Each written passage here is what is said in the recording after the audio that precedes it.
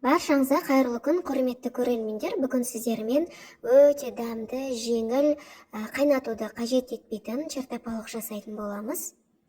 Тамақпен жегенге өте керемет дәмді, немесе тамақ жасағанда да қосып жерсе болады. Ендеше видеоның соңына дейін менімен бірге болыңыздар. Алдымен помидорларымызды ет тартқыштан өткізіп аламыз. Мен помидорларды алдын ала жуып, тазалап, кесіп дайындап қойдым. Помидордың мейлінше етті су татмаған дәмдісін алуға тырысыңыздар, сол кезде чертопалықтарыңызда өте дәмді шығатын болады.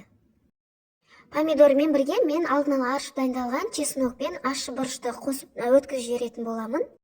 Менде бұл жерде барлығы 3 кг помидор, ащыны көп қосудың да қажеті жоқ. Егер ашты жей алмасаңыздар, біреуі немесе бір ащының жартысын қоссаңыздар да жеткілікті.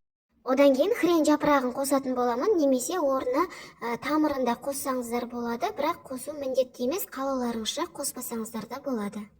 Хрен жапырағын мен ет тартқыштан өткізген болатынын, бірақ қосатын болсаңыздар, майдалап турап қосыңыздар, ет тартқыштан мүлдем дұрыс өтпейді екен. Барлығын өткізіп болған соң жақсылап бір араластырып аламыз. Енді тұзын салатын боламыз. Мен 2 ас қасық тұз салдым. Жақсылап араластырып дәмін көріп, егер аздау болса, қалауларыңызша тағы да қоссаңыздар болады. Одан кейін біздің чертопалық атылып немесе бұзылып кетпей үшін осындай аспирин таблеткаларын салатын боламыз.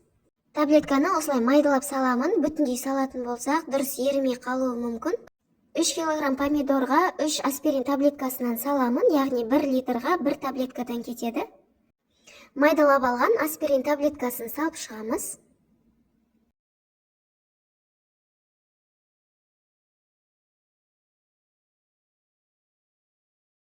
Барлығы бір келкі болып араласқанша жақсылап араластырамыз.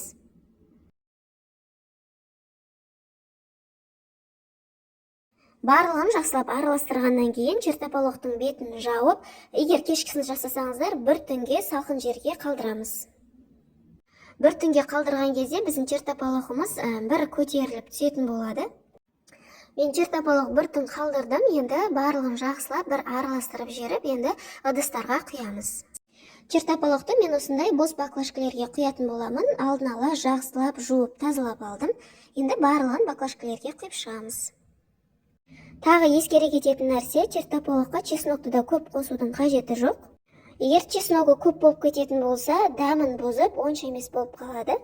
Чертопалықты шыны банкаға құйсаңыздар да болады. Барлығын құйып болғаннан кейін осы күйінде салқын жерде немесе бөлме температурасында сақтай берсеңіздер болады. Осымен чертопалық дайын. Менде 3 кг помидордан 3 литр чертопалық шықты. Сіздер де жасап көріңіздер. Видеом сіздерге пайдалы болса, ұнаса, лайк басып, пікір қалдыра кетіңіздер. Арнама тіркелуді ұмытпаңыздар. Назарларыңызға рахмет. Қош сау болыңыздар.